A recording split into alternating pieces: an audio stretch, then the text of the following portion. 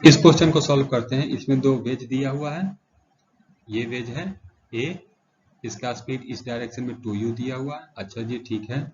ये दूसरा वेज है बी, इसका स्पीड इस डायरेक्शन में u दिया हुआ है, ठीक है। ये सिलेंडर है और इस तरह का सिचुएशन दिया हुआ है कि ये सिलेंडर हमेशा इस वेज के इधर कांटेक्ट में रहता है और यहाँ इस वेज के इधर कांटेक्ट में रहता है। तो इस सिलेंडर का हम लोग को स्पीड बताना है कितना होगा। ओके, तो मान लेते हैं इस सिलेंडर का जो भी स्पीड होगा इसका दो कंपोनेंट आएगा हम लोग को।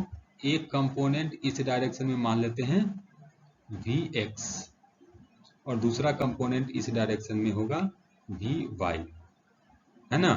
तो इसका जो भी हम लोग को नेट स्पीड का मैग्नीट्यूड आना होगा वो हो जाएगा अंडर रूट vx का स्क्वायर प्लस vy का स्क्वायर, है ना।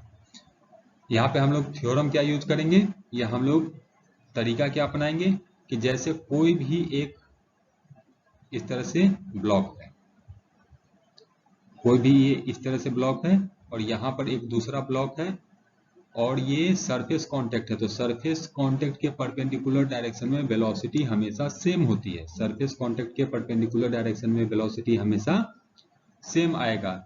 इसका लेंगे और इसका लेंगे तो वो। तो अब हम पहले कंसीडर करते हैं ये सिलेंडर और इस वेज को। ये इस तरह का सिचुएशन है, तो ये हम लोग को कांटेक्ट वाला पॉइंट है ना। तो ये पॉइंट जो होगा, देखो एक पॉइंट होगा वो हम लोग को इस पे मिलेगा, इस सर्कल पे, और दूसरा पॉइंट होगा इस वेज पे मिलेगा। तो देखने के लिए क्या करते हैं, दोनों को हम लोग थोड़ा अलग कर देते हैं। ये कॉमन लाइन हम लोग इस तरह से ड्रॉ कर लिए, ठीक है। अब मैंने आपको बताया कि इसका स्पीड हमने एज्यूम किया है इस डायरेक्शन में कितना होगा vx, ठीक है जी। और इसका स्पीड इस डायरेक्शन में कितना दिया हुआ है 2u।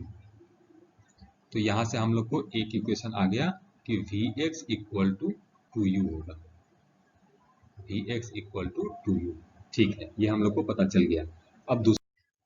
अब हम लोग ब्लॉक बी और सिलेंडर का केस कंसीडर करते हैं। कॉमन पॉइंट जो आएगा हम लोग को दोनों इस सिलेंडर और इस वेज का, वो यहाँ पर है। समझने के लिए क्या करते हैं, दोनों को थोड़ा सेपरेट कर देते हैं और दोनों का परपेंडिकुलर लाइन जो होगा वो ये होगा।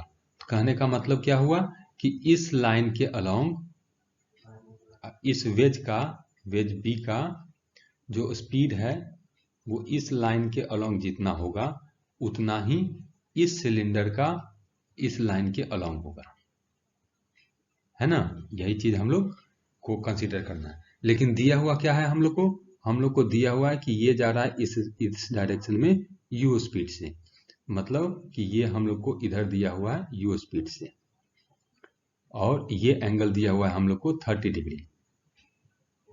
तो ये एंगल हो गया हम लोग को 60 डिग्री। तो इधर कंपोनेंट आ गया हम लोग को u cos 60 डिग्री, मतलब u/2, ठीक है। ये वाला काम खत्म हुआ। यहाँ पर इस पॉइंट का स्पीड हमने दो स्पीड माना है, नीचे की तरफ vy, अच्छा ठीक है, और इस डायरेक्शन में vx, और इससे पहले हम लोग को vx कितना आ गया है 2u, ये तो हम लोग को आ गया है। तो ये एंगल भी होगा हम लोग को 60 डिग्री, तो ये एंगल आ गया हम लोग को 30 डिग्री, है ना। तो इस vy का कंपोनेंट ब्रेक कर देते हैं। तो vy का कंपोनेंट इस डायरेक्शन में आ गया हम लोग को v cos 30 डिग्री, मतलब √3/2 इंटू vy।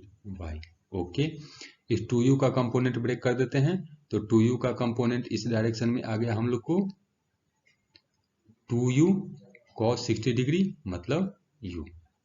तो नेट स्पीड जो सिलेंडर का आया वो हम लोग को इस डायरेक्शन में आया, कितना √3/2 इंटू vy माइनस u, और ये स्पीड हम लोग को इक्वल होना चाहिए।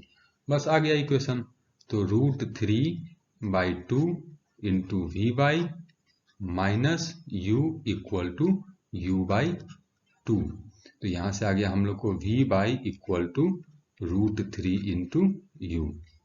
अच्छा ठीक है। और vx, तो vx तो इससे पहले हम लोग कैलकुलेट कर चुके हैं, कितना vx equal to 2 into u।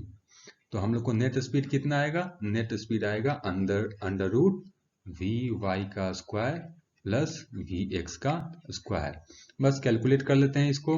तो ये हो गया हम लोग को under root equal to under root √3 u का स्क्वायर प्लस 2u का square equal to √7 into u metre पर सेकेंड। यही आंसर हो गया।